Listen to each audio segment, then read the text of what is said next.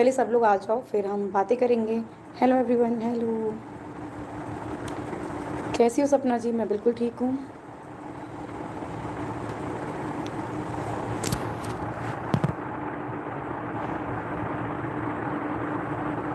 हाय सलोनी, hello hello. हाय नेहा। तो ये जो भी कुछ हो रहा है, ये कंट्रोवर्सी, मैं एक चीज़ कहूँगी कि मैं पागल हूँ कि हर चीज़ पर रिएक्ट करती हूँ, पर करती थी, अभी नहीं करती। करती थी मैं, अब ज़्यादा नहीं करती। और लोग एक चीज़ का फ़ायदा उठाते हैं मेरे साथ कि वो पहले प्यार बनाते हैं, रिलेशन बनाते हैं, दोस्ती बनाएंगे और अपनापन दिखाएंगे, सारी चीज़ें। जब बाद में फिर उनको व्यूज़ नहीं आते, कोई भी चीज़ें नहीं आती, फिर वो मेरे ही प्रति इतनी गलत गलत चीज़ें बनाएंगे जिनसे उनको व्यूज़ मिले, सारी चीज़ें हो। ये कंट्रोवर्सी आपके साथ ही क्यों होती है? यही होता है जब एक चीज़ नहीं होती ना लाइफ में, कि पति नहीं है, परिवार नहीं है, तो लोग बहुत ज़्यादा फ़ायदा उठाते हैं इसी चीज़ का।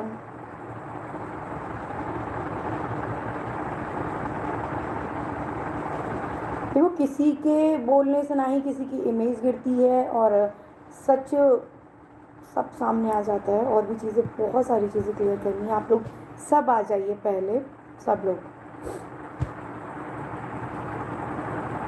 तो मैं पहले शुरुआत करती हूँ मेरी दोस्त की। जो दोस्ती पे भी सवाल उठ रहे हैं, जो खुद दोस्त हैं वो मुझे दिखा रहे हैं कि दोस्ती क्या होती है, वो मुझे नहीं पता, और सारी चीज़ें।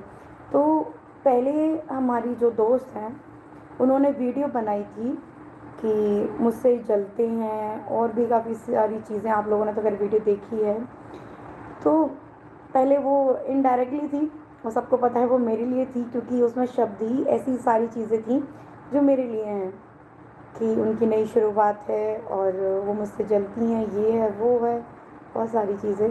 और उसके नीचे इतने सारे हेट कमेंट, सिर्फ और सिर्फ मेरे लिए हेट कमेंट। और भाई, ज़्यादा किसी के पास टाइम रहता है और खुद ही फेक आईडी बना के कमेंट करते रहते हैं, खुद की बड़ाई कर लेते हैं और मेरी कंपेयर में बुराई कर लेते हैं। तो ये भी अच्छी चीज़ है। इस चीज़ के लिए भी किसी के पास टाइम होना चाहिए कि ये सब कर लें। मेरे पास तो इतना टाइम ही नहीं है कि मैं ये सब भी कर लूँ। तो उन्होंने पहले वीडियो बना दी, उसमें गालियाँ पड़ने लगी, तो कुछ गालियाँ मेरे लिए थी, कुछ गालियाँ इनके लिए थी। पर मेरी जो दोस्त है, उनको बर्दाश्त नहीं होता कि उनके लिए एक भी हेट कमेंट आए, बर्दाश्त नहीं होता।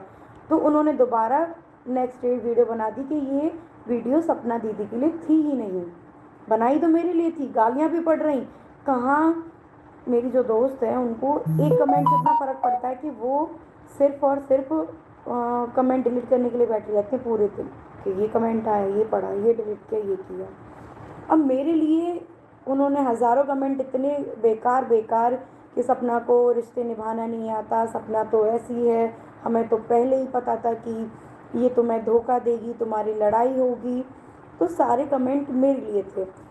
यानी कि मैं एक माँ भी अच्छी नहीं हूँ, एक दोस्त भी अच्छी नहीं हूँ, एक अच्छी बहू भी नहीं हूँ, सारी चीज़।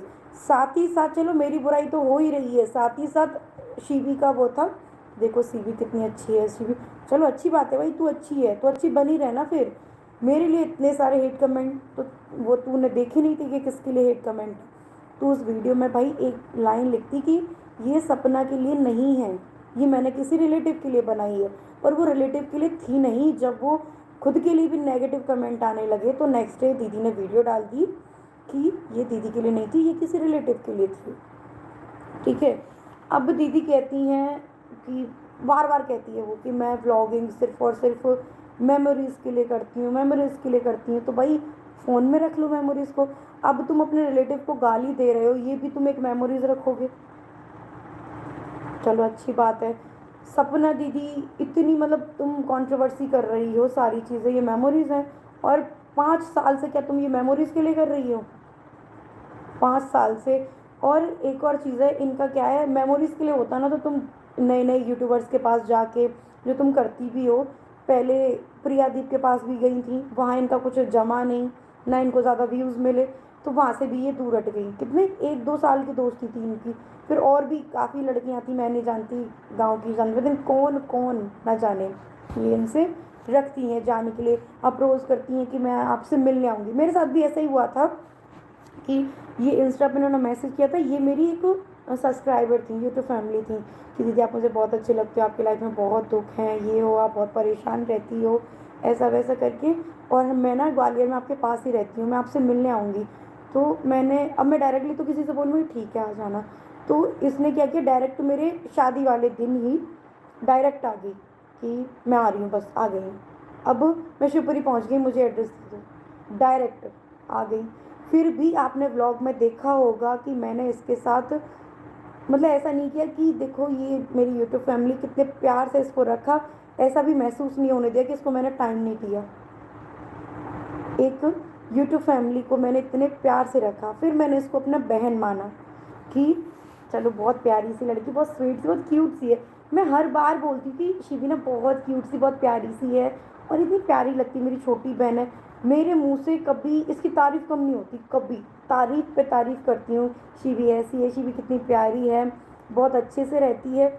हमेशा इसकी तारीफ़ करती हूँ, हमेशा इसको बोलती हूँ कि शिवी तू ना व्लॉग बनाया कर, तू ना आगे बढ़, मतलब तू मेहनत कर, तू मेहनत करती पर व्यूज़ नहीं आते, तू ऐसे काम कर। मैंने इसको हाइप का भी काम दिलवाया, इंस्टाग्राम पे काम दिलवाया, हमेशा करती हूँ कि मैंने तुझे दोस्त माना है तो मैं हाथ पकड़ के मैं तुझे अपने साथ लेके चलना चाहती हूँ। इसकी फैमिली में भी बोला, इनकी फैमिली को भी पता है कि सपना कैसी है। और रही बात मैं फैमिली को बदनाम कर रही हूँ, नहीं मैंने किसी फैमिली को बदनाम किया है, ना ही मैंने शिवी को बदनाम किया है। एटलीस्ट तूने एक कसर नहीं छोड़ी भाई, तूने एक कसर नहीं छोड़ी। तूने मेरे लिए वीडियो बनाई, गालियाँ पड़वाई, तुझे गाली पड़ी तो तूने वो मेरा नाम हटा दिया, जबकि था तो वो शिवी के लिए ही, शिवी ने मतलब सपना के लिए ही बोला था। उसके बाद फिर बात आती है तीसरे दिन के, जब मैटर ख़त्म हो गया फिर तीसरे दिन